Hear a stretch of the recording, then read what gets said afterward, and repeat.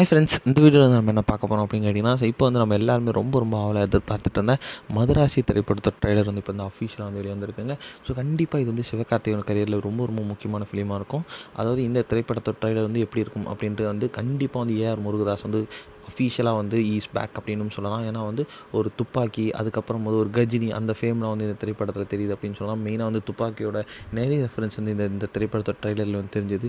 And கண்டிப்பாக இது வந்து ஏஆர் முருகதாஸோட கரியருக்கு செம்ம பெரிய ஒரு கம்பேக்காக இருக்கும். அண்ட் சிவகார்த்திகேயன் கரியரில் ரொம்ப மறக்க முடியாத ஒரு திரைப்படமாக இருக்கும் அப்படின்ட்டு சொல்லலாம்.